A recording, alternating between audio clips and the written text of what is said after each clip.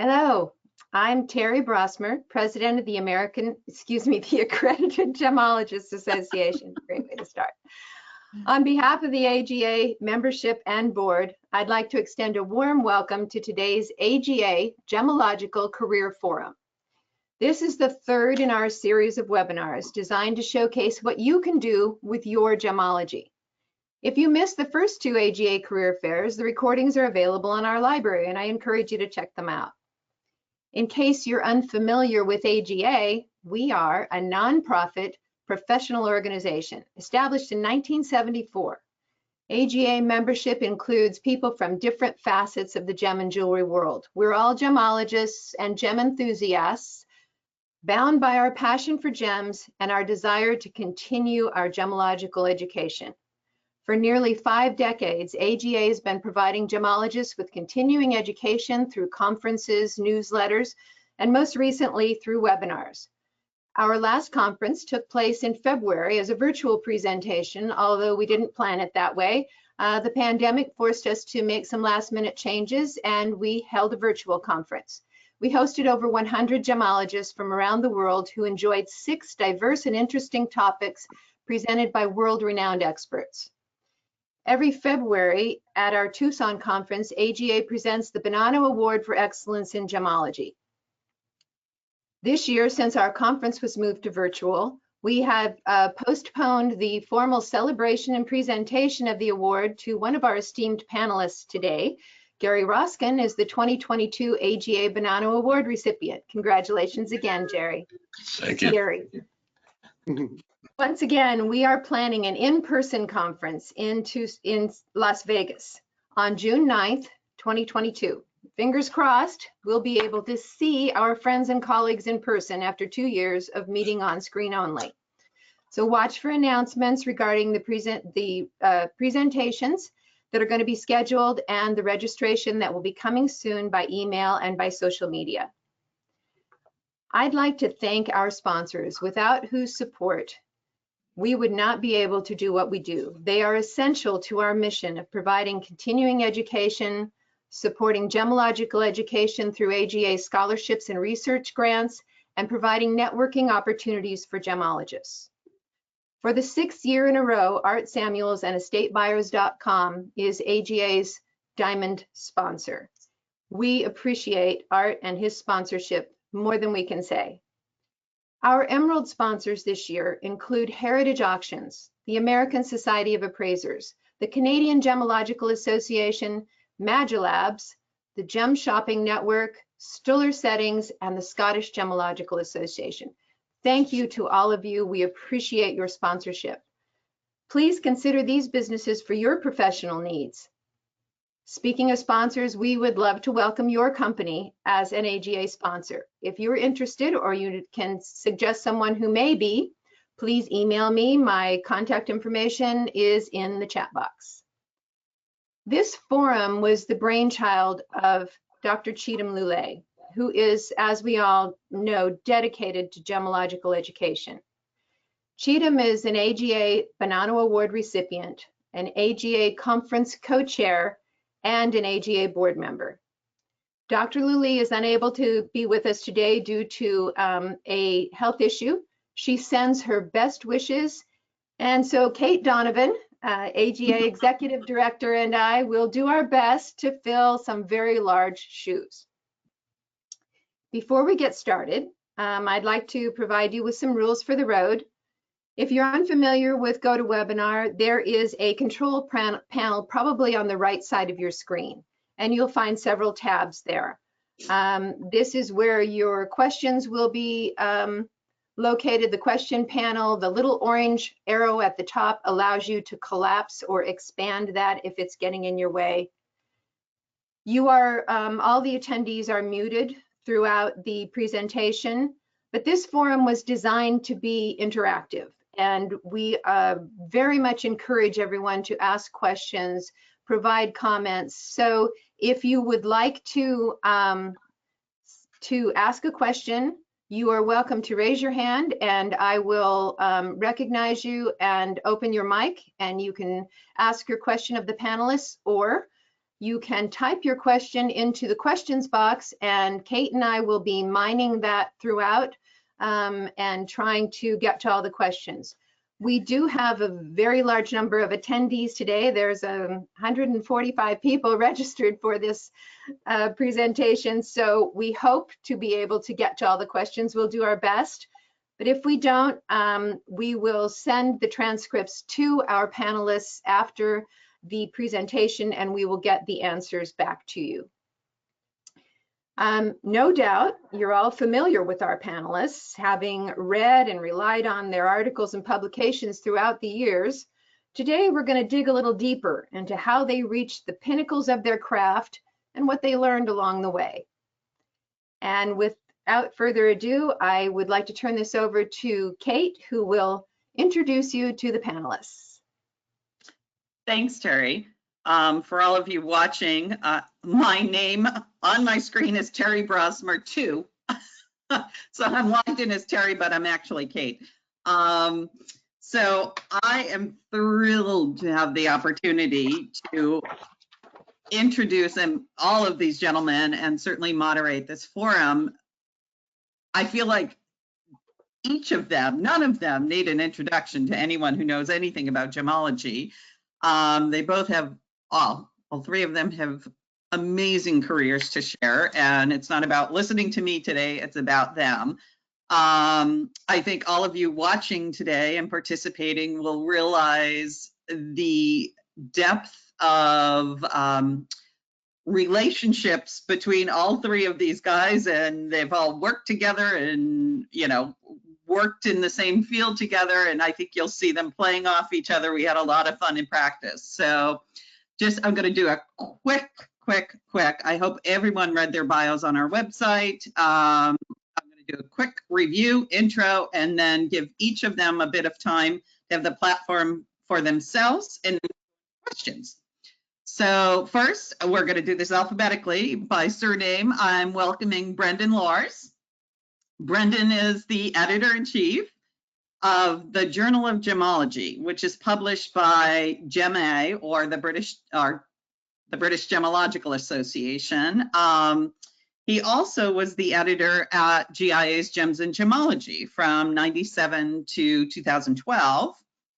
And Brendan's coming to us with some different experience. I'm not going to go into details, but he is actually a geologist. So he's coming to us from a more scientific side of the industry, but we'll have him speak to that when it's his turn.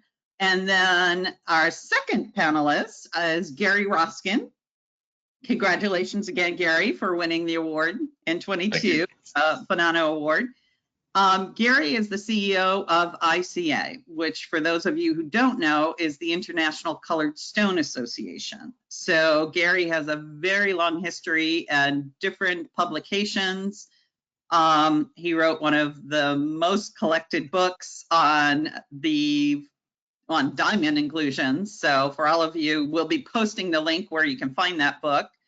And I'm going to let Gary speak to his many accomplishments. Robert Weldon.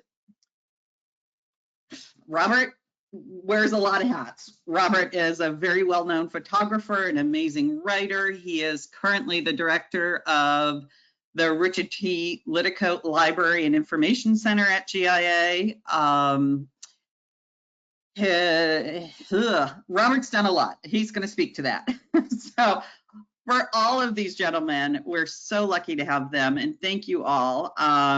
I'm going to give you all a little bit of platform time. So Brendan, if you want to take your time to tell us everything about you.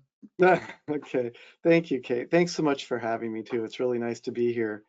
I actually started my geology/gemology interest way back when I was just a little kid, and I grew up in San Diego County within pretty close distance to the famous gem mines here, where they get tourmaline and aquamarine and morganite and kunzite and all kinds of good stuff. So actually I cut my teeth, so to speak, at the mines, digging in the dumps, looking for crystal treasures that the miners missed. And along the way, I grew a lot more interested in not just the gems themselves, but how they formed and why they're there. And knowing that the more you know about how they form, the better chance you might have of finding more. So with that in mind, I kind of dove headfirst into geology, and I did my undergraduate bachelor's thesis at UC Santa Barbara. At the time, it wasn't very common to do a senior thesis, but I was so interested in the pegmatites that I arranged to do one at the famous Himalaya mine owned by Bill Larson in Mesa Grande of Southern California. And so that was a really cool experience. And I got my first dose of research on how to use an electron microprobe and do chemical analysis and do a little bit of field mapping. And then I took that to the next level when I went to graduate school at Oregon State University. And the reason why I chose Oregon State, actually, besides loving Oregon, where my parents were both from, is they have a direct program of exchange with Pakistan. And it provided a very interesting opportunity to work with the Geologic Survey of Pakistan, who supported me in my field efforts to study the pegmatite, some of the pegmatites over in the Karakoram range of Pakistan. And so in 1993, I went and spent half a summer doing field mapping at two main deposits, the emerald deposit at Kaltaro, which is not the emerald deposit most people hear of in Pakistan because it's way up at 15,000 feet. Very little has been produced there, but it's an unusual geology because it involves pegmatites interacting with schists or amphibolites that create this alteration where you get the emeralds in the pegmatites rather than in the schist. So that was pretty neat to study. And then we also looked at the tourmaline-bearing pegmatite at Stocknala. And from both of those research projects, I published papers in the Canadian Mineralogist, just kind of my first foray into real academic publishing. And then from there, after getting my sort of second paper published, I went to work with Kennecott Exploration on their new gemstone initiative at the time, and had two very interesting projects that I was working on, the bonitoite project in California, which was pretty much handed to me saying, we want you, there's one locality in the world for commercial gem quality bonitoite. We want you to find the second one. So it was a tall order, but I spent a lot of time field mapping up there in the hills, doing panning, heavy mineral concentrates, and actually following outcrops to traces to outcrops, and actually did find another bonitoite locality, which was actually a rediscovery of an old locality that was long lost, but it was still very interesting to find. Only produced a little bit of material, but still it was a neat exercise. And besides that, I also got to work out at the Red Barrel deposit in Utah, where I was instructive with doing some outcrop mapping, looking at how the geology worked out there, and also logging some of the drill core that they were doing, some real interesting exploration work. So that unfortunately the money ran out for that project after only 6 months of my time there. And at that point, I departed and went off to GIA. And that's when I got hired in 1997 to initially actually teach about geology and mineralogy, and then to their classes. And then I was sort of swept aside by Alice Keller and started editing G&G shortly afterwards. And I was there for 15 years before then moving on to GEMA, where I've now been editing the journal Gemology since 2013. Wow, excellent. I mean, I think you hit every one of those rare stones that we all love, that we just want a chance to look at because they're fun and rare. So how cool that you actually were at the deposits. Very cool. Thank you. So now we'll move to Gary. Gary, can you give us a summary of everything you've done in 5 or 7 minutes? I love these guys who knew about their passion when they were 5 or 8 or 10. I grew up working in my grandfather's jewelry store, retail jewelry store, and I hated every minute I was there. So I had absolutely no thought of going into gemology or writing or any of this until my dad heard me trying to sell a 1/4 carat diamond one Christmas, and he said, "You don't know anything about this business. You need to go to GIA." And that, of course, is where I fell in love with the science of gemology. I ate it up, and that's where my passion started for this career path that has sort of taken me everywhere. When I was graduating from the class at GIA, one of the instructors came up to me and asked me what I was going to do, and I told him I was going back to Indiana to take over the jewelry stores, and he said, "I've got a better idea. Want to stay in Southern California?" And I, okay, I'm in. I ended up working in the laboratory for a few months. Liddicoat came by my desk and said, "Hey, we need somebody to help out in home study. Can you teach for a while?" And so I went up to home study, and the 3 weeks that he wanted me there turned into 9 months. And then, which was great because I got to see the educational side, the backside, the people who were working in the jewelry industry trying to study, where for me, I was lucky I got to, get spoon-fed in the classrooms there at GIA. So after 9 months of being in home study, Liddicoat comes by my desk again and says, "How would you like to go to New York and work in the lab?" And I'm, "Sure, sign me up." So all of this sort of just fell into my lap. I was in New York for several months learning how they operated the laboratory there, and then came back to the Los Angeles Gem Lab, GIA's Gem Lab in LA. And I was the assistant to the director there. Sally Emke was the director. Pete Yancer had just left. All of these old names that you'll see in writings, they were there at the time. The first lab that I was in when I first started at GIA, there were these graders that no one ever heard of before. People like John Koivula sitting there just looking at stones. He was a diamond grader. This was great. This was where I grew up, and of course, having those people to watch really helped my love for the science of gemology. Anyway, after working at the LA lab, I went back to teaching, only this time in residence, and spent a couple of years in residence teaching gemology. Now, part of this is how did you get this background for writing? Well, when you go from the laboratory back into teaching, you are now teaching what you have picked up over the years in the lab. And that's not written in the material that you're supposed to be presenting. And so it was one of those things where we were sort of forcing the writers of the course to put more information in about diamond grading and gem identification and what we do in the lab as opposed to what we teach. And it's gotten a lot closer since those days of what happens in the laboratory and now what happens in teaching. But one of the key things about writing, I find, for me personally, is this experience of teaching gemology. You can learn gemology, you can read all the books you want, and we did that in the classes, and we did that in home study and in the laboratories. But when you're standing up there and actually trying to teach somebody what you know, it becomes a real challenge. And what we do in writing is we're teaching people how to understand what we're writing about. And that's it all that love of gemology and the science of gemology sort of comes out in the writings. Robert has a different style than me.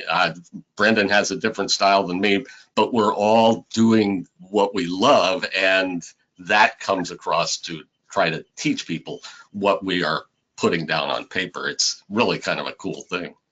So where am I now? So I'm teaching residence gemology, and all of a sudden Bill Boyajian comes by the classroom and says, "Hey, I've got this idea that you should be in the Alumni Association." And I really told him, right then and there, I said, "It's a black hole. Nobody's going to find me ever again. Why would I want to do that?" And he says, "Think about it. You could go on tour with the alumni and go around the world." And I thought, sign me up. Of course, we never did any of that, but it was great. It was a great experience because the Alumni Association at that time had its own publication called In Focus. And I don't know if you remember the publication, but at the time I came in, Bob Ernest had really pushed it through and had done a good job of at least getting it out there. I found it boring and hard to read and not really worth what we could have done. And I had a couple of people helping me to say, let's redo some of this so that it makes a lot more sense to read it. And so we just made it much more readable and more important. And that's what we do when we look at a publication. For me now, working at ICA, I'm overseeing the publication of In Color magazine, the newsletter, the website. Everything I'm doing is overseeing what's been written and making sure that it's enjoyable to read, readable, and that everything is correct. I find myself editing myself 100 times over, and I think all of us have had the experience of pressing send and then going, oh, damn, I misspelled something. And after reading it for 3 or 4 times, 5 times, 6 times. But it's one of those things where I never really planned on where I've gotten today. If I knew then what I know now, I went to Northwestern University and I walked by Medill School of Journalism every day, and not once did I think about taking a class or learning how to type or using an AP style book. That I just never occurred to me. But so hopscotching around. So after alumni, I went back into the laboratory. I was trying to solve a problem with the lab being a little inconsistent. The lab that I worked for was really good, but you can always use help in being consistent in diamond grading. That's how Photomasters for Diamond Grading came about. From there, I moved to JCK Magazine to be the gemstone editor, and again, teaching as I'm writing all of this stuff. And it was basically write about what you want. Everybody's going to enjoy it, so have at it. There was really no rule book for me. It was really an open forum, so it was great. And then, of course, the financial crisis of 2009. Everybody was out looking for whatever they could do. I ended up doing my own newsletter, my own Gem News magazine online, which was fun. It was not very good financially, but it was fun. And I wish that it could have kept going because of the fun. But I got this call one day from Bruce Bridges saying the ICA is moving their office back from Hong Kong to New York. How close are you to New York? Sign me up. So all of these things just sort of fall into place. I would have never, ever guessed that this would have been my path when I was growing up in the jewelry store. It just never would have occurred to me. There you go. That's the backside story, and I'm sticking to it. All right. Thanks, Gary. And I think we'll each panelist will be going, just in conversation, we'll be going into some more of these stories and experiences just as the conversation unfolds. But certainly, once again, we encourage our audience to ask questions. If you want to know something about it, all of the panelists, one of the panelists, please submit your questions. So we have one panelist left to tell your story in 5 or 7 minutes. Mr. Weldon, platform is Okie dokie. Thank you so much, Kate. I really appreciate it. Oh man, where do I start? I do want to say this. You're looking at a person who's the director of a library now. So I'm looking at a lot of the articles that you guys have written and all the journals that you guys are publishing in. And so I see it from a slightly different perspective, though I am still writing a little bit for G&G. So I'm not wearing that hat today as I speak to you, but rather I'm going to tell you a little bit about my life as a journalist. So I consider so many of my experiences in life to be accidental, such as an accidental journalist, And no one was more stunned than I was when I became a Western editor over at JCK magazine. But, you know, nothing is ever accidental, as you know. I did have a business degree under my belt. I had a GG, and I had the chutzpah of a 32-year-old back in those days. So these gemological skills, my photography skills, my business skills, they all went hand in hand and along for the ride. And I was soon able to parlay all of this combined knowledge into the stuff that I was writing. And along the way, I began to travel quite a bit. I traveled to Russia, I traveled to Burma, I traveled to India, South America, a variety of places. And I realized that I had another passion, and that was for people, the people in the gem and jewelry business. I loved writing about them. I do want to say something really important, I think, for all of us here. I learned how to trust and appreciate my editors because they elevated so much of what I was writing into actual journalism. And, you know, Brendan is one of those guys. He's just an amazing editor. I've worked with him on those things. He makes you sweat. I'm sure he's going to make me sweat here a little bit later, but he's just such an incredible editor. But, you know, the editors really deserve a lot of praise and a lot of thanks. And I also want to thank Peggy Jo Donahue, who really taught me the craft of putting words together and making those words count. Now, with regards to the photography, I worked for Donna Durlam at the time that I really started the gemological photography in the library. And with her support and encouragement, it started out as only Thursdays I'd be shooting gemstones, but that immediately catapulted me into Mondays, Tuesdays, Wednesdays, and Thursdays because no one else was doing it.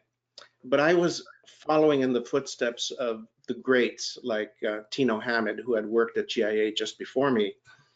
And it was a completely different world for me. So even though I was more or less born with a camera in hand, gemological, you know, photography is completely different. The lighting is different. The way you bring life to these gemstones that we love is a completely different thing.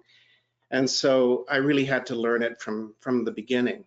And so there were a lot of different teachers along the way, but I studied Tino Hamid. I studied Erica and Harold Van Pelt's photographs. And I really tried to understand what it took to make those images sing. So now, after about 30 years of doing it, I gleaned a few tips that have made my gemological reporting and my storytelling a little bit better. And I guess you're looking at those pictures already, right? There, so you can see here the Emerald City.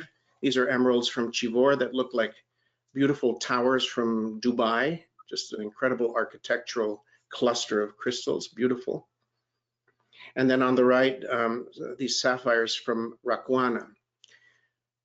Now, obviously, I could not photograph like this when I started, and I look at some of the pictures now that I took in those early years, and they're embarrassingly bad, especially because when I look online these days, I see a lot of really good photographers, and people are doing great stuff even with their iPhones. But this kind of photography is a little more specialized, and it certainly feeds into what I do. So if I'm writing a story about Chivor, like I did a few years ago in Gems and Gemology, this is the sort of picture that I would have started to collect. And, you know, I really search the industry for the subject matter when I'm going out to write an article on something, whether it's the people or whether it's the gemstones. And the sapphires from Rakwana is basically a very small new deposit that maybe occurred 2 years ago in Sri Lanka. And there was this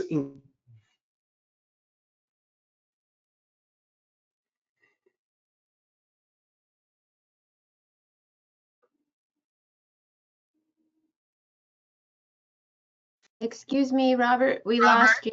Yeah. Yep. Perry. Robert, the audio was off for the last few minutes. Oh, can you hear me now? Yes. Okay. Well, I don't know where I left off, but yeah, let's go to this next picture. And so again, you know, when we as journalists go to places, we sometimes don't even realize that that place is as special as it is. Now, this is Mogok, which is probably one of the most beautiful places on earth, as far as I'm concerned, and also one of the great purveyors of gemstones in the world.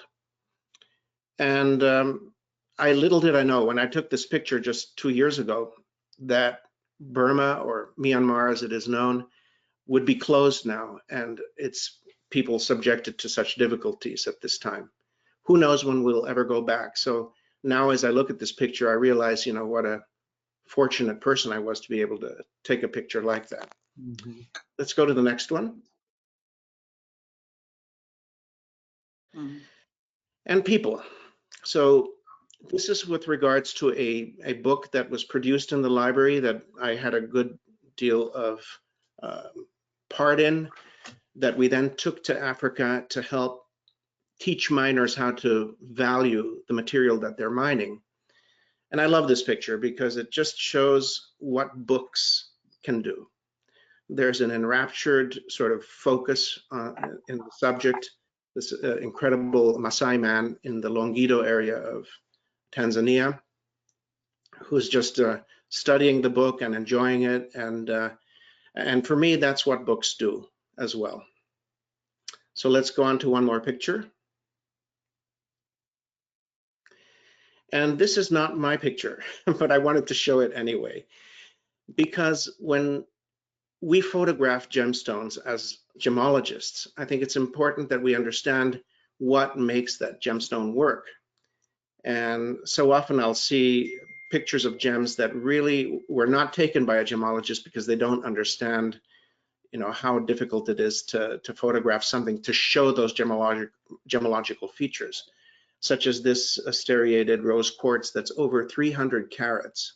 Wow. Unbelievable piece next to these roses. Now, I probably would not have put the roses in there, but the softer, gentler sex certainly did. My wife, she did a beautiful job with it, so I wanted to show that as well. And that's it for me. Thank you. Wow. Thank you, each of you. So, as I said, impossible to summarize what your lifetime career has been in these few minutes on stage by yourself, but we're going to move ahead and start asking you some serious questions. So here's the hard part.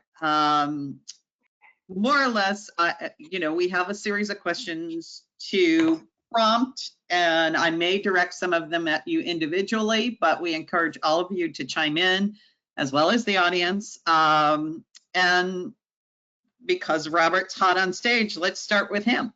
Oh boy. So you mentioned you came from a business background, and obviously you worked at the GIA library, and now you're back as the director, and you're a GG, of course. How did these kind of backgrounds directly, more from the business sense, directly impact what you wrote about and how you communicated it? And I'm going to say, I'm going to turn off camera to give the stage to everyone here.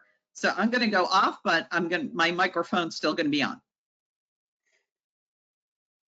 Okay, yeah, that's a really thoughtful question. I will say this, is just like I said in the beginning, you know, many of the things that happened to me in life were sort of accidental. So I got a business degree because I thought when I was after graduating from high school that that's what I needed to do, is to get a business degree, because I really wasn't sure what I wanted to do exactly.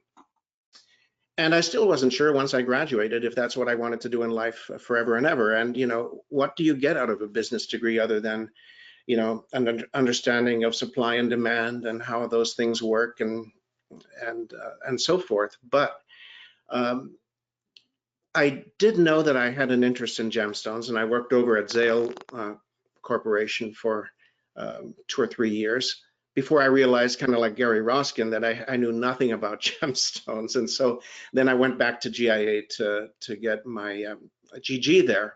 And incidentally, Gary was my teacher, so I'm very happy to say that. He was a fabulous teacher. As you can hear, he's just got such a great speaking voice and ability to articulate things. So it was wonderful having Gary as a teacher, and I learned quite a lot there. And then, quite honestly, after I had finished my GG, I had no money left because GIA had sucked it all out of me. So I was very lucky because I was standing I was looking at a display of renderings from the design group, and there was this apparition right next to me. It was Mr. Liddicoat, and he says, Bob, when you finished with your studies, why don't you come and see me? I was very happy to hear that because I was almost finished with my studies and didn't know what I was going to do. And I had $80 left in my bank account, not even enough money to leave town, even back in those days. And then Gary Roskin came over to me and said, hey, Bob, would you like to work in the library? And that's the last thing I would have ever imagined. But it was great. First of all, Donna Durlam was an amazing boss. I learned a lot from her, and I learned a lot about, I learned to love books, and I learned to love periodicals, and I really learned to love what different authors were able to do with that knowledge by reading a lot of articles in the library. And then the library purchased the incredible Sinkankas collection. And we had a chance to sit with John Sinkankas himself, the legend in our business, and listen to him chat about, offer commentaries on these different books. Well, this book right here was not good because it only talked about this one little aspect and he totally ignored that. And, all of that sort of stuff. I sat in rapt attention listening to this prolific author and Renaissance man talk about the many things that he had experienced in his life, really relating to all of us as we were purchasing this collection, what the importance of the various books in it were. It was just an amazing experience. So the business side, man, that is something else. So I was working at JCK, and George Holmes, the editor, said, Robert, you and I are going to lunch. I'm trying to do this in an Irish accent, but it's very difficult. Anyway, we went to lunch, and it was more like going to the woodshed, because he said, Robert, your writing is too gemological. I want you to write about business. Didn't you have a business degree? He said, think about your audience. And it was really the first time that someone had said that to me. Who was the audience for JCK? The JCK audience were retailers, people who were running businesses in the United States. And it was important to sort of refocus my writing to meet what their needs as business people were. And so I toned down the gemology and really went more into business and social aspects. And that's kind of how that went about. I hope that answered your question sort of in a roundabout way, Kate. Yeah, I mean, there is no right or wrong answer here. It's sharing experience. So, and obviously, once again, everyone has varied experience, so we want to hear about it. So certainly business has affected your, we touched on, well, each of you in your summaries of yourself, you touched on mentorship. And experience and learning from others. Do each of you want to give me something about that? Who wants to start? So I can start. Okay. I mean, for me, I had a very, very clear mentor for so many years, and that was Alice Keller, as I mentioned before, who was the editor-in-chief of G&G while I was working as her senior editor. And she taught me just so many things beyond just about editing. I mean, we're talking things about like diplomacy and things that are important when you're dealing with author egos, the whole gamut like that. And that type of experience just isn't the kind of stuff you can ever learn in school. You know, if you're lucky enough to have somebody with that kind of vision who's willing to share their knowledge in such a generous way and really kind of take you under their wing and teach you so much. I mean, it's absolutely an incredible privilege. And to this day, I feel fantastic gratitude to her, and we still keep in great touch and stuff. So it's always nice to touch base about the editing world and how we're doing. So that's just a quick aside from me, but someone else wants to chime in. I think when we talk about what we do, we're passionate about it. And the person who really affected me in the very beginning of my gemological career was Bill Boyajian. Bill was my colored gemstone teacher at the time. He was not president of GIA. He was standing up in front of the classroom like I had after him, but it was his passion. I don't remember what he taught us gemologically, but I do remember how important it was for us to really look at the stones and really understand what we were doing. And it was that passion that sort of grabbed a hold of my shoulders and shook me and said, this is what you need to do. And if you're going to be a diamond grader, if you're going to be writing about gemstones, if you're going to be teaching it, you have to be passionate about it. And he's really the guy that started the whole thing rolling. That's fascinating. Just even Gary, we have a lot of people who are, I'll say, experienced in the industry for years. So a lot of those names that you mentioned, all of you, are legends in our industry. But I also know we have many people joining us today who are just starting out. They're students or they just have a general interest in gemology. And I have to say, for those of you participating at that new part of your career, you will certainly be reading about all of these names that have been mentioned and learning about them in your studies. So thank you all for sharing that. Robert, can you speak to particular mentors, or I know Well, you touched. no, I kind of touched on that Okay. when I was speaking already, but I do want to say this. I'm 65, so it's my turn. My turn to be a mentor. Oh, So you are. I love doing it, and I love being a mentor when I'm at work, and I love being a mentor outside of work to people who are young and coming up in the industry that I think have incredible promise. And so I'm totally happy to mentor people like that and start to give back in the same way that I received when I was in need of this incredible wealth of knowledge. But mentorship, you know, for anyone who's my age or even younger, I think it's an important component of our industry, because our industry is mysterious. Our industry is not always knowable. It's sort of inscrutable. I think that it is important to be able to mentor people who maybe are fresh gemologists, but don't really understand the ropes needed to traverse this sort of tricky terrain. So that's my 2 cents worth there. Thank you, Robert. This is Terry. I have a question posted by Alana Campbell. She's asking, what skills or personal traits do you think are the most vital to succeed in the gem and jewelry industry as it transitions into a new, more modern world? And this is just general.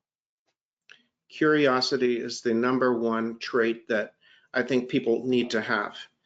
If they're curious, it means they want to know. And if people want to know, they'll figure out a way to write about it. And I think that's one of the most important things that you can have, aside from all of the other things, which are being friendly, as Brendan said, being diplomatic, having a core base of knowledge so that you can make informed statements and questions. And I do think, you know, in that regard, I think it's really important when you go to interview someone that you really know your subject matter. So for example, I interviewed Lev Leviev, who's a diamond mogul in Russia about 20 years ago. And I read every possible article on him that I could find, and there weren't many. So I was able to then parlay that knowledge into my questions. So I think everything you do has to have, you have to go in informed, but curiosity is still the #1 trait. That's my 2 cents worth there. Interesting. So that's an interesting lead into something else. Where each of the spaces you're working in now are all quite different. They're all in publications or curating publications, and each of the platforms and the audiences are variable. I'm sure many cross over. But Brendan, you're certainly delivering a more scientific journal. Robert, you work with G&G as well, but you're curating the Library and Information Center. And Gary, you're in a sense working for the industry to share information and knowledge in your publication in color. So Gary, can you speak to what and how you determine what might become in color, or how ICA determines that? And then I want to touch on with Brendan about the scientific journal publication. Yeah, what we try to do within Color Magazine is, and in Color Magazine, first of all, in Color Magazine is ICA's publication. It's the International Colored Gemstone Association. We have 500 plus, 600 plus members in 46 different countries. So, and we want to share the information about the colored gemstone industry to them as well as the general industry. We're not just there for our members, we're there for everybody in the colored gemstone sector. So what we try to do with the magazine is a little bit of this, a little bit of that. We want to get those people who are scientifically focused and talk about the mining aspects of a particular deposit or a particular stone, wherever that stone may be found around the world. We want to go into the science of that. We want to talk about the mineralogy or the geology of those things and try to make it as readable as possible, but we're really putting that effort onto the author. We're not trying to make them change their style. We just want to get the information that they know onto the page and make it exciting for our readers. And then we also touch on everything else that has to do with the colored gemstone industry, whether it's the auction market or whether it's something that happened at one of the trade shows. We try to sort of hit everything in the industry that is colored gemstone related. We try to stay out of the politics of the industry. We try to stay out of the diamond side of the industry, unless it's fancy colored diamonds, of course. And so it's in comparison to the Journal of Gemology or Gems in Gemology, it is much less scientific with a touch of science in it. We want it to be there for the entire gemstone industry, and a lot of our members are not geologists or mineralogists. They're out there selling whatever they were able to find, and so it gives them a general information about the stones that are that are being found currently. And sometimes we give them a little bit of history. It's an interesting publication, sort of a hodgepodge of colored gems, and that's what we try to do. We try to make it readable and try to make it fun in 80 pages or less. Wow. Okay. Well, great. That's a perfect lead in to Brendan. So Brendan, you edit and are the lead of a very significant publication to our industry and have in other publications. But something we want to point out is that the journal is actually a peer-reviewed journal. Many people have never probably even heard those words together, but can you speak to what a peer-reviewed journal is and what that means to the information that's within that journal, how you find authors, and why a peer review journal is so significant. Sure, that's a really good point. With the peer review system, it relies on external expertise to try to make the articles as correct as possible. So I work directly with the peer reviewers to try to get the communication of the information clear, while the information itself is as correct as possible, which when you're dealing with technical aspects is not always an easy thing to do. And especially as we get more and more specialized in certain areas of gemology, it's important really to bring in experts who have that background and that knowledge to ensure that the articles that we're publishing are as correct as possible. So what we do at the journal, we have actually 43 associate editors, and these people are all volunteers. So they're not paid for their work, and they graciously donate their time to review articles that are submitted to the journal. And they check for things like, is this information new, or has it been published elsewhere? Has it been referenced correctly? Is there any errors within the materials or the methods that they used, the scientific method, as far as we're looking at a problem, how do we go solving that? Are we using enough samples?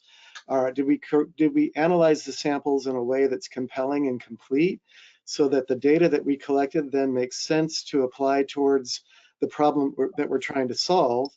And then are we interpreting the data correctly, so that we're getting the answer, not the answer that we're necessarily looking for, but the answer that is the data is telling us is right there. So those are all important functions that the peer reviewers serve. And generally each paper that's submitted to the journal is sent to at least 3 of these experts in the field. And usually I try to spread the knowledge base out in such a way that I try to have somebody on there who's even trade background. So if you're dealing with a subject, for example, the treatment of a certain stone, it's always nice to have somebody on there with a trade background or a laboratory background, as well as somebody who has more of an academic interest or a scientific background, geologic background in some cases. So each of the reviewers will bring with them a particular specialty that they then lend that expertise to the article. And but before the article even gets sent out to the reviewers, I should mention that I take a close look at it and make sure that it is something that does offer something new. And that's one of the difficult things, of course, as we keep going and we've been studying things along the way and everything's been well documented, pretty soon it gets harder and harder to find something new in a way, you know. But thank goodness, I mean, we have all these people out there who are either mining and finding new deposits or coming up with interesting new ways to grow or treat stones. And all of these aspects, the evolving concerns in the trade with respect to, say, fair trade and you know, blockchain and tracing stones, all of these things are new things that we can keep track of and keep publishing about in very interesting and informative ways. So after I do my initial assessment, I then select the reviewers, assuming that the paper has merit and all the parts are there. And I send the paper to the 3 reviewers. Generally, they get about 3 weeks or a month or so to review the paper, send back their comments. And the comments are sent back on a reviewer evaluation form. So this has different check marks where you can either recommend the paper can be published as is or with significant revisions or rejected or whatever the case may be. And then there's place for detailed comments regarding each part of the paper. So is the title informative? Does the introduction accomplish the goal of drawing in the reader and telling you what you're going to be learning about? Does the materials and methods document the samples that were used, the types of instruments that were used to analyze those samples, et cetera, and on down. So they perform this detailed review of the content, not the editing itself of the words and the sentences and things like that, although some reviewers generously agree to help with that. We mostly prefer to do that in-house and let the reviewers spend their time on the information checking and doing what they're really best at. And then the paper comes back for the review, and at that point we decide based on the reviewer comments, does the paper get rejected? Does it get sent back for revisions?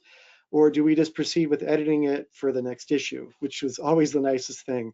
By far, the majority of the papers require major editing or major work from the reviewer comments. At that point, we send the paper back to the authors and give them a chance to reply to the reviewer comments. And then I should say that, you know, a lot of times the review process is somewhat subjective in that the comments of the reviewers can sometimes be from their perspective. They may be correct, they may be important to them, but maybe in the big picture of the paper, it may not be something every time that you have to completely address or deal with. So the authors also have a chance to then evaluate the reviewer comments and decide which of those they feel are most important to deal with, but within reason, of course. If they don't deal with a significant comment just because it's too much trouble or they don't feel like it, that doesn't work, you know. But we do give them the opportunity to say, you know, provide an explanation for why they don't necessarily want to address a certain comment, why they don't agree with the reviewer, and that's perfectly fine. So after the paper is then revised by the author, then we decide based on the previous reviewer comments, do they want to see the paper again if it's gone through major revisions? Because if enough new information has been added or information has been changed, then those experts should be given a chance to then make sure that that information is vetted. So we either send it out for another round of review, or in that time, we start editing the paper in-house. In the case of the journal, I have an assistant editor who works very part-time, who does just basic copy editing, reference checks, reference formatting, and then the paper goes to me and I kind of do a full head-to-tail edit, which oftentimes also involves some technical questions like the reviewers would ask. So it's quite a rigorous process to go through this. And it can take anywhere from several months to, depending on how quickly the author gets back to you with their revisions, it can take even more than a year to go through this process. But generally, it's on the par of 3, 4, 5 months, depending on how we're going. And also, of course, depending on how many articles are lined up in the pipeline for publication. And these days, with respect, I'm not sure why, if it's due to COVID or whatever, we actually have a lot of articles lined up for future issues. So it's kind of a balancing act to juggle which articles you need to get ready, just depending on how the authors are moving and the subject matter, to have a nice balanced issue with respect to the different topics in each issue. So we'll perform our edit, and then the paper goes back to the authors for another check and answering any remaining questions. And then at that point, we finalize the paper for layout. And we send the paper to our artist, and they then take all the illustrations and the tables and the text, lay it out into a beautiful, easy to read, hopefully, presentation of information. And then we check over those page proofs again, we do proofreading, and then we send those page proofs to the authors one more time so they get another check, which oftentimes it's amazing the things that you notice or that you check or that you catch in page proof stage that you never saw before, because it's in a totally different format and things are laid out in a way that you can compare them and check the tables against the text or the figure captions against the text and things like that. And then once the authors then sign off on that final proof, we do one more stage of just final checking, and then the article gets finalized and included in the next issue. So that's generally how it works with the peer review and publication process for the journal.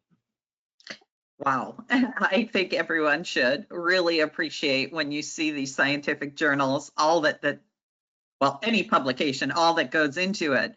But to me, what I extrapolate is certainly the, because of the depth of review and science involved, these publications are timeless. They are accurate information, and they are, new information, new studies happen. So they're the accurate information that can be published at that time.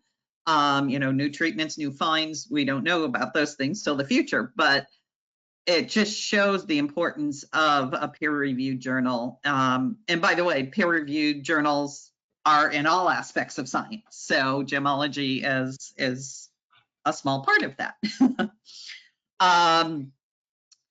That just kind of, that whole process has brought a question to my head, or to pose to all of you.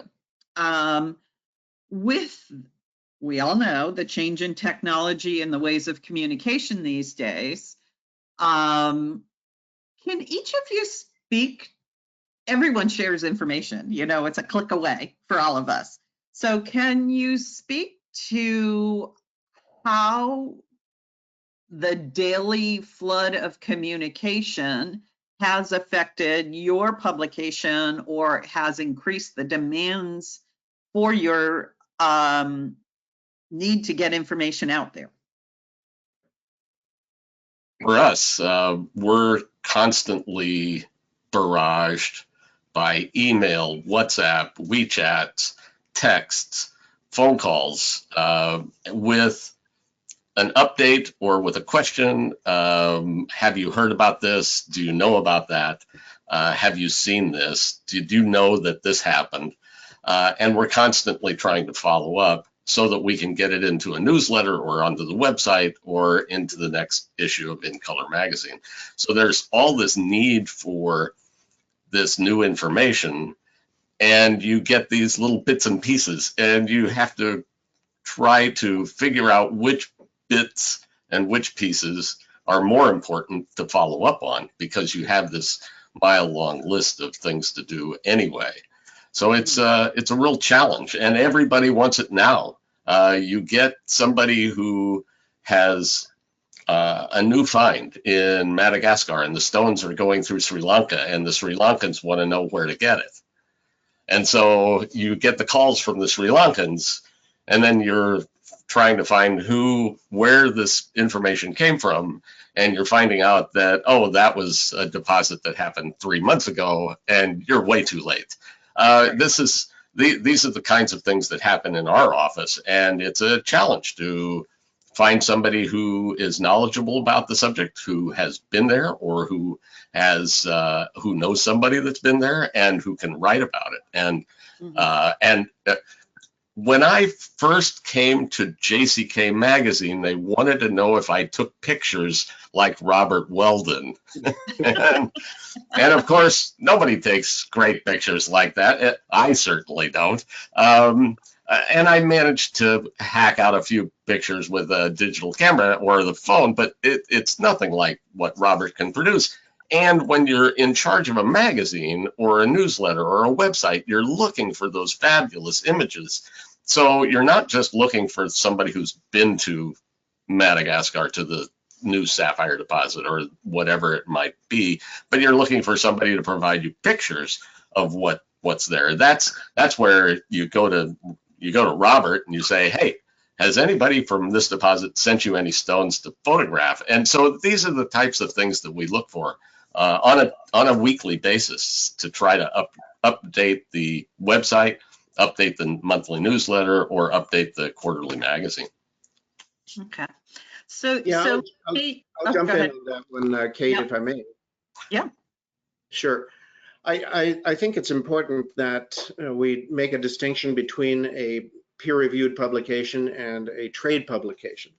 You know, there is a huge difference between them. Peer-reviewed publications are the ones that you will keep forever because there are, you know, timeless articles in there that will illuminate a subject for decades to come.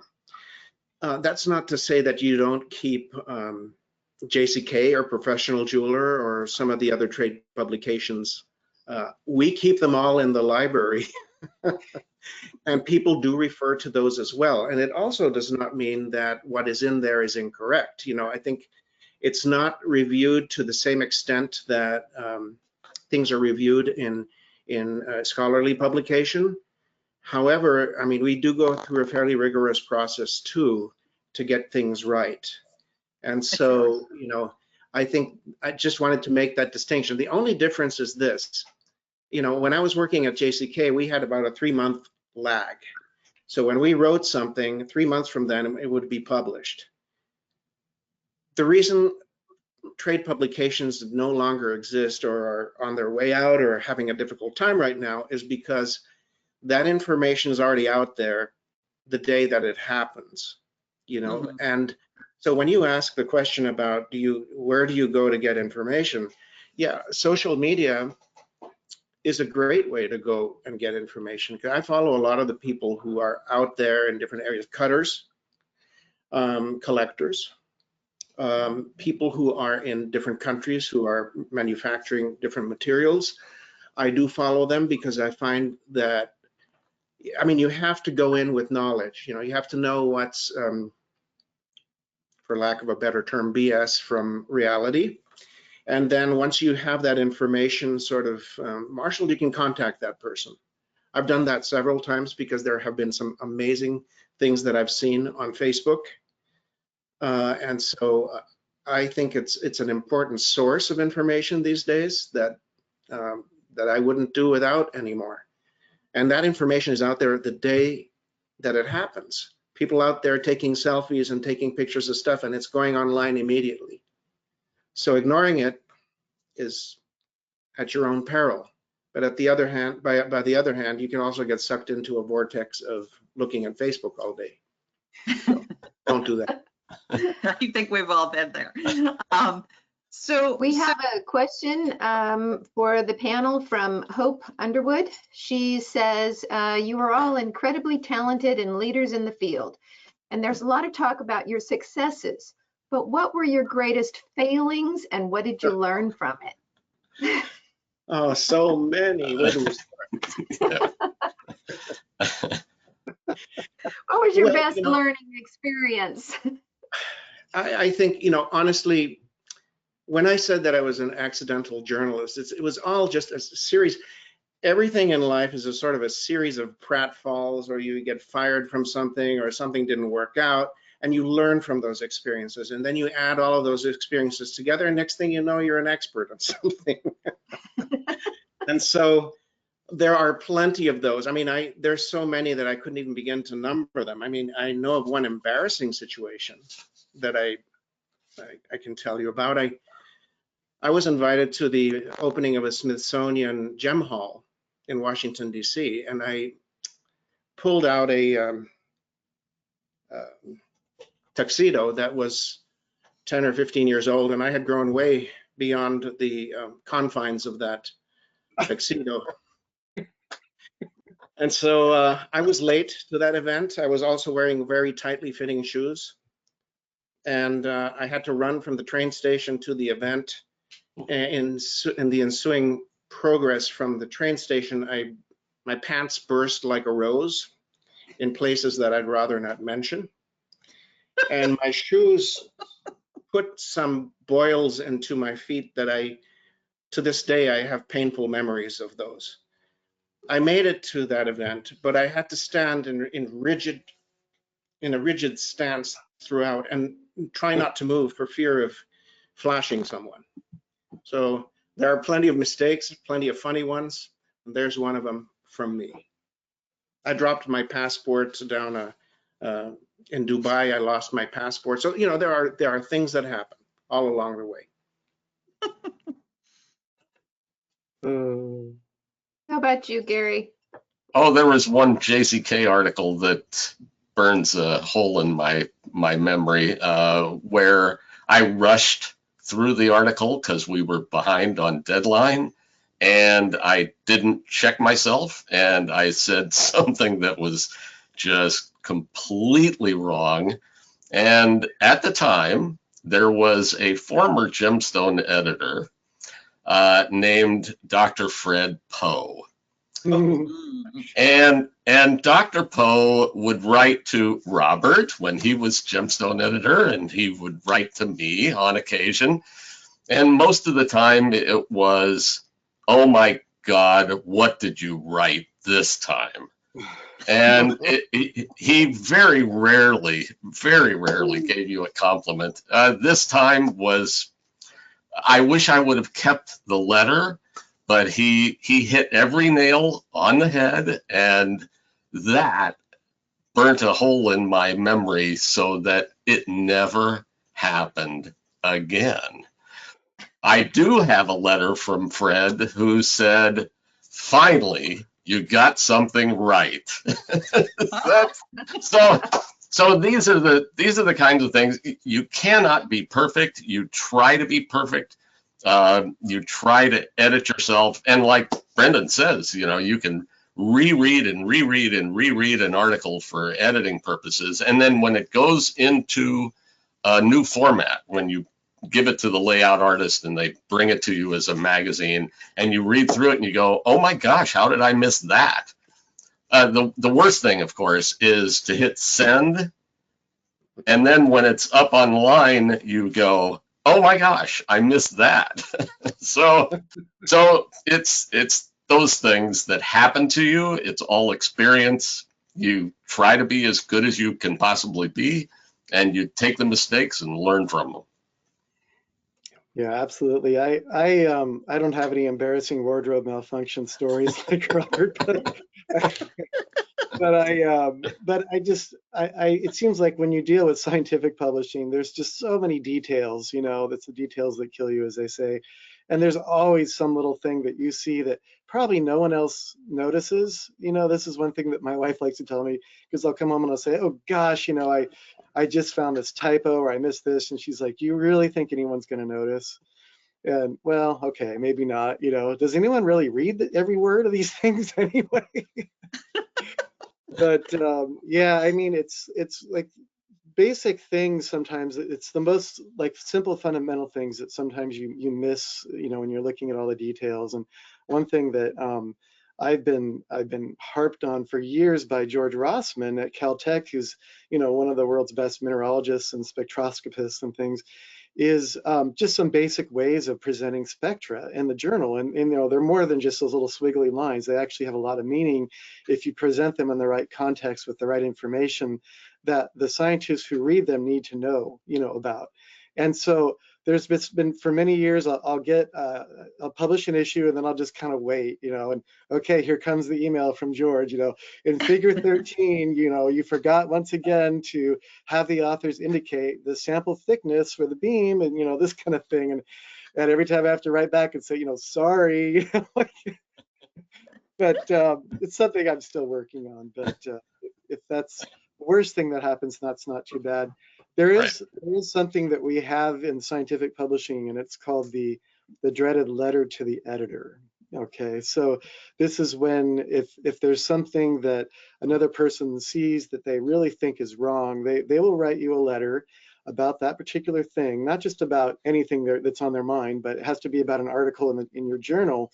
And then based on that, you publish their letter, you give the author an opportunity to respond. And so it can be painful in one way because, they're exposing, errors or problems in some cases, or maybe they're just being persnickety about something.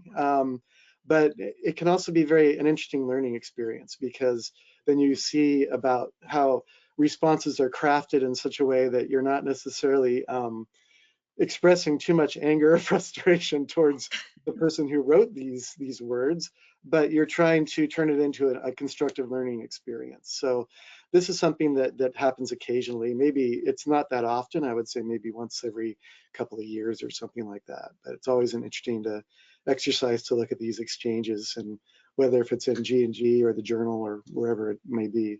So. Interesting. Thank you, guys. Those were very interesting and entertaining. We have another question from Laura Acosta. She says she's a GG and a lifelong gem enthusiast, and she'd love to write and talk more about gemology to the general public. So she's wondering if you have any suggestions on how to get started in the world of gem publishing and knowledge sharing. Well, I'd say anytime. Sorry, Robert, I'm just going to jump right in there, because in 2009 I was kind of forced with no jobs out there. It was the financial crisis. I had just left JCK, as did 19 other editors on staff, and we were all looking for something to do. And so I went to the web. Go find a great website or a place to do your gemology, however you feel comfortable.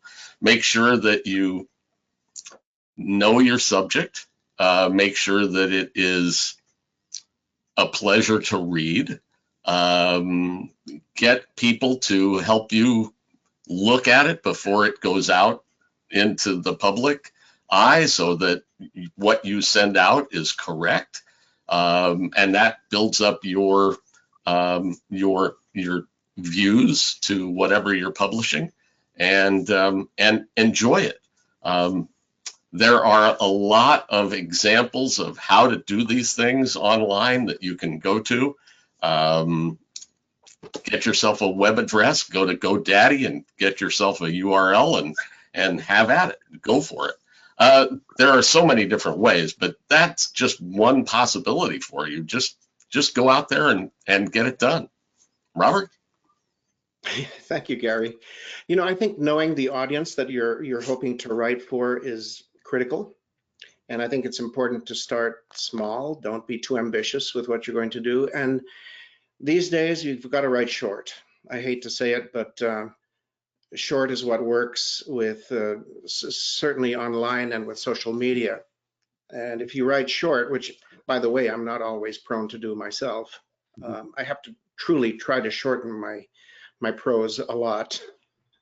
I think those things are important. So knowing your audience, being curious, and also, because I'm a photographer, I'll say if you can find a nice way to illustrate what you're trying to say, that speaks a lot as well. And I know both editors here will probably agree with me that image is totally important for what you're trying to do.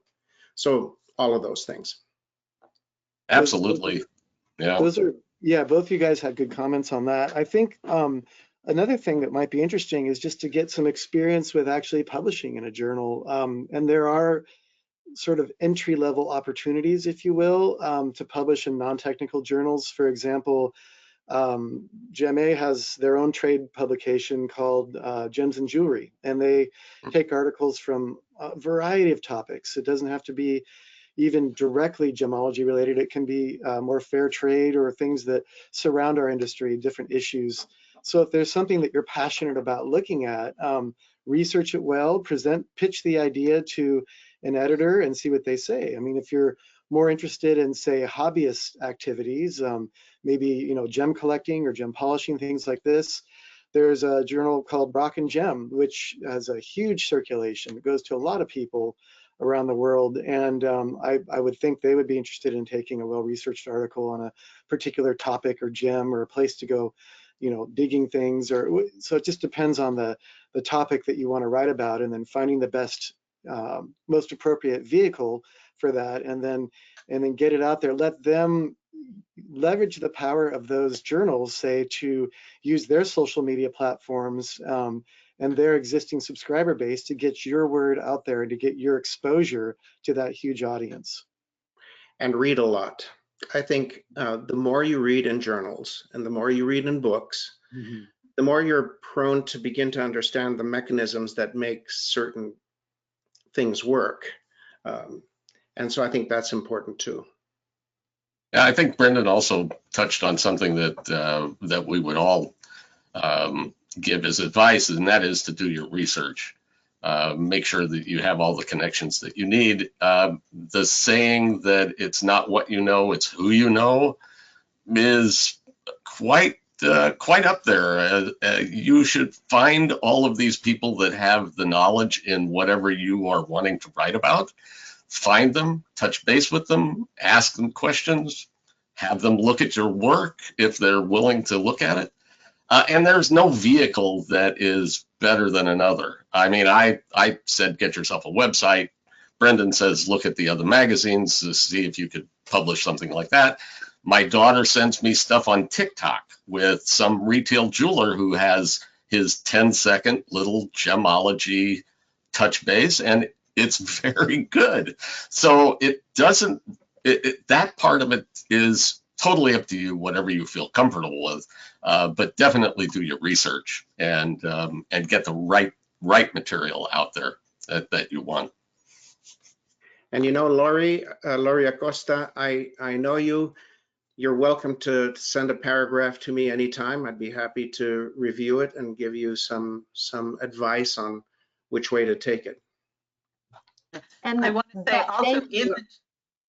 in the chat, Gary had shared a link that I've posted there, and it's a style guide written by the Associated Press. So it's a great reference tool for a global style guide of writing. Now, everyone has their own style, but it is a great resource. So if you look in the chat, and we're happy to share that with anyone who asks too. Excellent.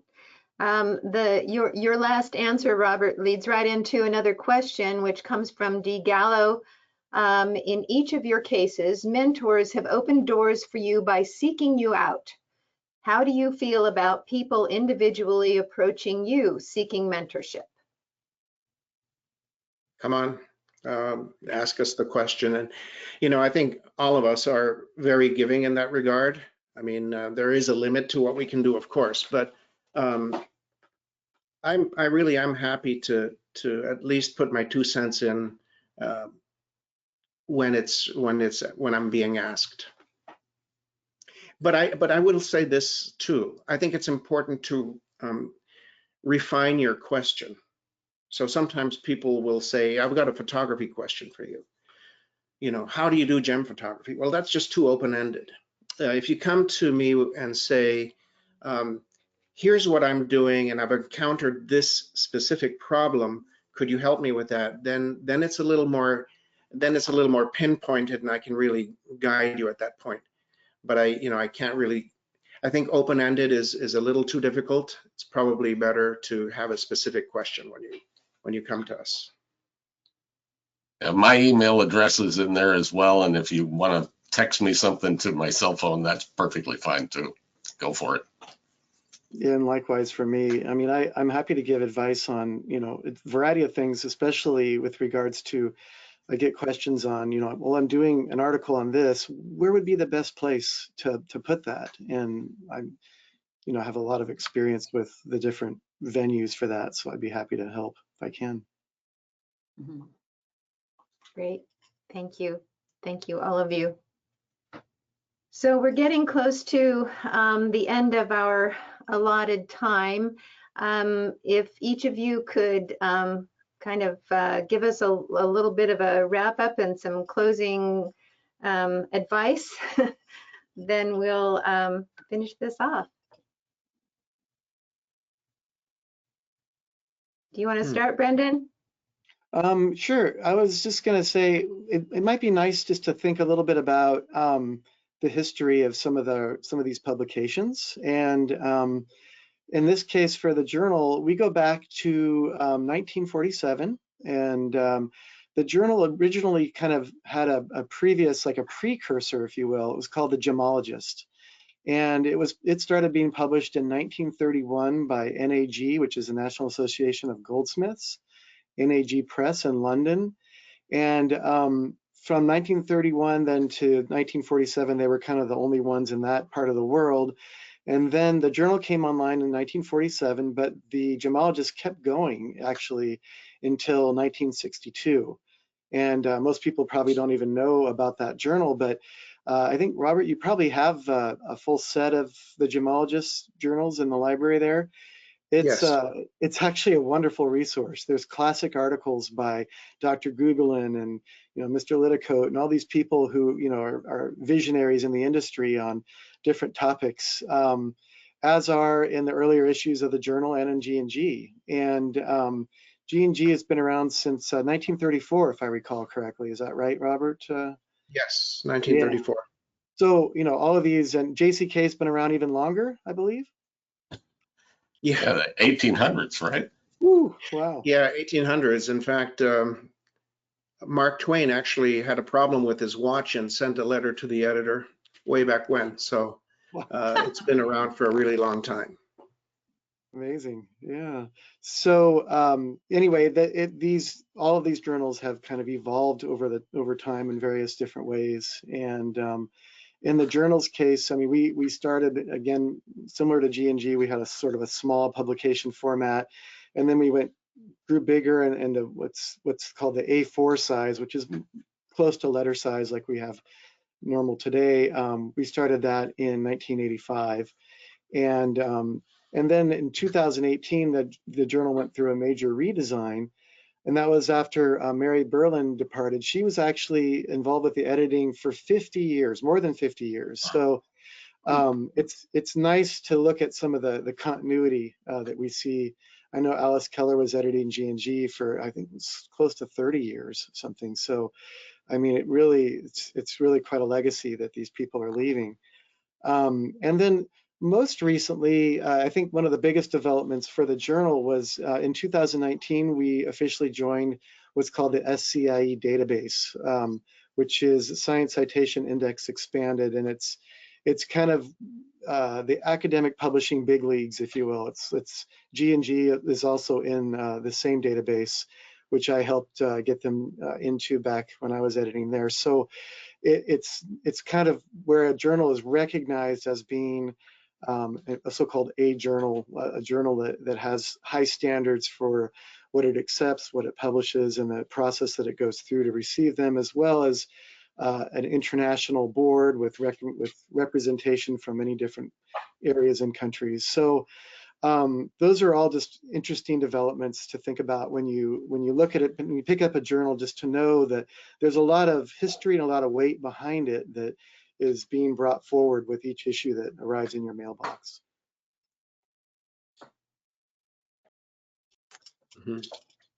Thanks, Brendan. Robert? Well, you know, I think I'm going to reiterate that being curious is important. Being able to tell a story and tell it in a way that's compelling is important. Maybe a little bit less so in a scientific publication. But even there, I think it's important to be able to get a concept across in a way that is clear and uncluttered as possible. I think it's important to be brave. You know, every once in a while, you just need to get out there, get out on a limb and do something that you might not have otherwise done in a comfort zone. By doing that, you will really begin to stretch the limits of what you as a person and as a journalist can do. And then ask questions, ask a lot of questions. I think Gary touched on that earlier when he said, you know, it's important to talk with a lot of people. That's really important. More so in a trade publication, to get sort of opposing views and somehow whittle that down to a situation where the reader can make a decision. I mean, that's classic journalism. And I know that journalism has changed a lot in the last, 20, 30 years. It's become much more about the journalist. And I think I sort of buck that trend. I don't like it. I think the story should be not about the journalist, but rather about the subject at hand. And so maybe we'll go back to those days at some point, but I mean, if I were to offer advice, know your audience, say it quickly and efficiently. It doesn't have to be, beautiful turns of phrase every single time, but it has to be efficient and clear. I think that's the most important thing. Yeah, I think we're all heading in the same direction. Find your focus. What is your passion? Find that, and then figure out a way that you want to deliver it to your readers. And then that starts the entire process. And I agree with Robert. These days, it's more about the journalist instead of the story. You will find more people saying, I did this, I did that, I see it this way, I like it that way. Try not to put too much of a focus on yourself, but on the subject at hand, and I think you'll go a lot farther that way. I think it'll make you much more professional and much more appreciated in the long run. Thank you. Thank you. You guys have been terrific. This has been a lot of fun. And I think you've awakened the secret writer inside all of us with your personal experiences and your wisdom. Thank you, Kate, for doing an excellent job of last-minute moderating, and thanks to Cheatham for recognizing the need for this Gemological Career Forum. Also, thank you to everyone who joined in, all gemologists and gem enthusiasts. We appreciate your participation and your being here. We would like to invite you to join our panelists and hundreds of other successful gemologists from around the world and become an AGA member. We have lots of different membership levels, from student membership, which is free while you work on your gemological studies. So if you love gemology and you don't have a gemological credential and you're maybe not even planning to get one, we have a membership level for you called associate membership. If you do have your gemological credentials, and it's from one of the various gemological programs that's approved by the AGA board, you can join as a voting member. For more information about AGA membership, please visit our website. If you join now, you'll receive a discount for the June 9th Las Vegas conference, and you will also be able to be included in member exclusive webinars that are produced on a very regular basis. We have another one coming up on April 19th, so members who are present, please watch your emails for details and registration. And with that, I would like to say thank you to everybody once again. There are new discoveries and new challenges in the gemological field every day. Take advantage of every opportunity to expand your gemological knowledge, attend webinars, attend conferences, read books, read journals, go to trade shows, get out there, meet people, talk to people. You'll be amazed at how willing people, the giants in this industry, are to share their experience and share their knowledge. In fact, give them the opportunity, ask a question and step back and let them go. It's really terrific. So once again, thank you very much. It's been such a pleasure to host this, and we'll see you all again soon. Thank you. Thank you, everyone. Thank you.